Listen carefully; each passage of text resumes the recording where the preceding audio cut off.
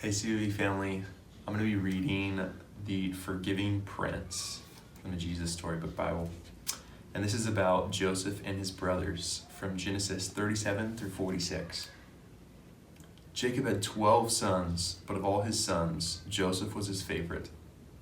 One day, Jacob gave Joseph a splendid new robe. It was beautiful and rich with all the colors of the rainbow. But it made Joseph's brothers jealous. They wanted rich rainbow robes too. Then, to make matters worse, Joseph kept on having these special dreams. I dreamed I was the greatest. I was king, Joseph told his brothers, and you all bowed down to me. Now I'm sure you know, even if Joseph didn't, that telling your brothers things like that isn't a very good idea. Joseph's brothers hated him even more. They wanted to kill Joseph and his dreams. And one day, that's exactly what they tried to do. They tore Joseph's rainbow robe off him and sold him to slave traders for 20 pieces of silver.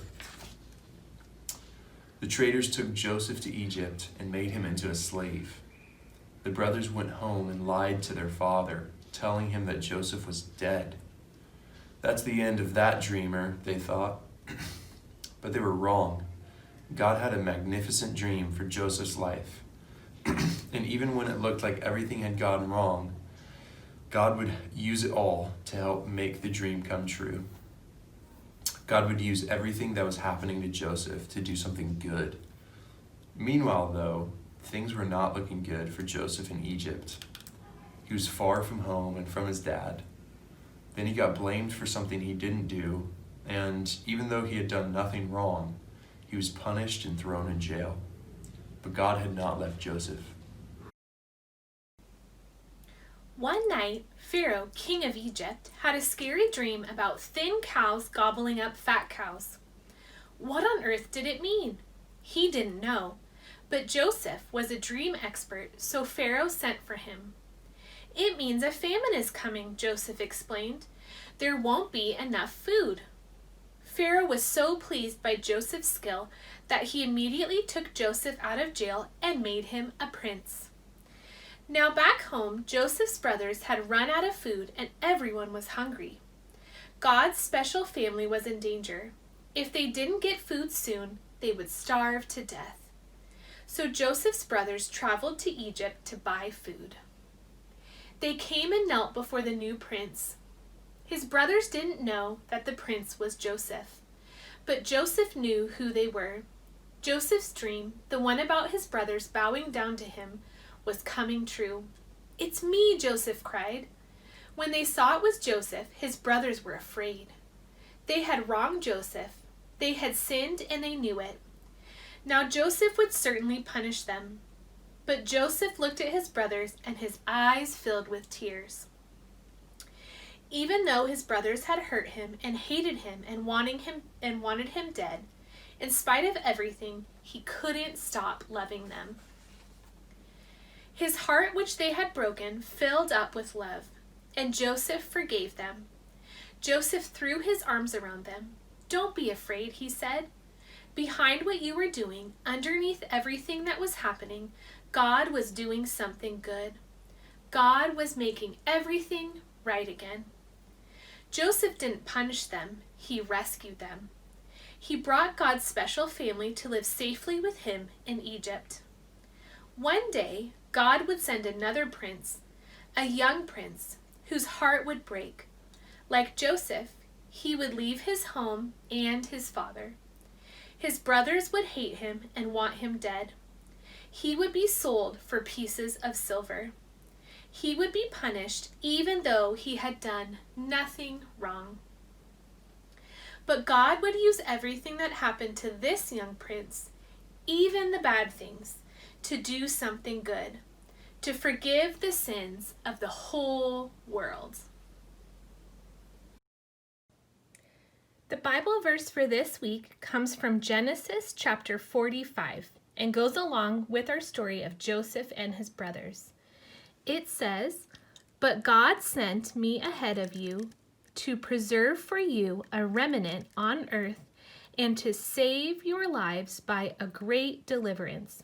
Genesis 45, verse 7. So let me help you with a couple of these words before we say it again. The first word is preserve. And that word can also mean keep safe. Now for remnant, that's just like saying a leftover piece. So I'm going to write that right on top of the word remnant. And the last word is deliverance down here at the bottom. And for deliverance, you can also use the word rescue. So let's read the verse through one more time using the green words in place of the other words. But God sent me ahead of you to keep safe for you a leftover piece on earth and to save your lives by a great rescue. Genesis 45:7. And that's exactly what God did through Joseph for his brothers. A lot happened in our story this week. These 3 activities will focus on a different event from our story and help each age group go a little deeper. One day, Jacob gave Joseph a splendid new robe. It was beautiful and rich with all the colors of the rainbow. But it made Joseph's brothers jealous. They wanted rich rainbow robes too.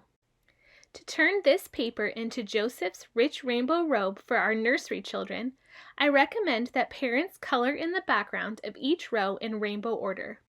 Once you have pre-colored the rows in for your child, allow them to fill in the circles. They can use crayons, do-a-dot paint dabbers, or stickers like I did. If you are using stickers, give them one at a time and show them which row that color belongs in. Continue until the whole robe is filled with stickers. Then, to make matters worse, Joseph kept on having these special dreams. I dreamed I was the greatest. I was king, Joseph told his brothers, and you all bowed down to me. This activity for our preschool children will highlight the 2 dreams that Joseph had about his brothers bowing down to him. First, encourage your child to color in the 2 dream bubbles and Joseph wearing his rich rainbow robe.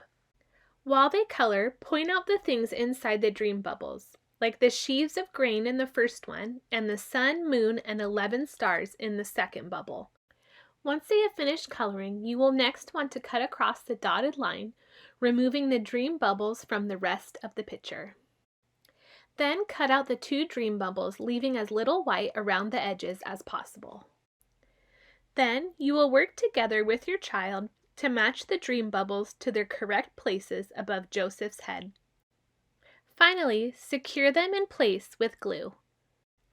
The Jesus Storybook Bible doesn't go into detail about these dreams, so feel free to continue the lesson with your child by reading Genesis chapter 37, verses 7 and 9. While you read, have them point to the dream bubble that matches the verse. The elementary children will focus on the end of the story with Joseph and his 11 brothers. Joseph didn't punish them, he rescued them. He brought God's special family to live safely with him in Egypt. Elementary children should first color in the sack of grain and Joseph, as well as the grain, cup, and heart on the half sheet. Then they will cut out the 10 pieces of grain, the heart, and the cup. To prepare the other sheet of paper, they should fold each side into the middle so that each flap covers a row of names. Then they will cut off the 2 end flaps of the piece of paper. Watch carefully because this is the tricky part. Using scissors, cut down each black thin line until you reach the fold line. After each cut is made, fold all the flaps to the center of the paper again. You now have a flap for each brother. Next, leave the windows for Benjamin and Joseph open and glue the 10 pieces of grain to the front of the other flaps. These 10 brothers received sacks of grain and silver from the prince, who they later found out was their brother Joseph when they came to Egypt looking for food. The cup then gets glued on the outside of Benjamin's flap. If you read through chapters 44 and 45 of Genesis, you will see that a cup was also placed in Benjamin's bag of grain. This was a way to bring the brothers back to Joseph, and for Joseph to see if the 10 older brothers cared for Benjamin, because like Joseph, Benjamin was a son of Rachel and therefore special to their father Jacob. The last step is to glue the heart on Joseph's flap. His heart, which they had broken, filled up with love, and Joseph forgave them.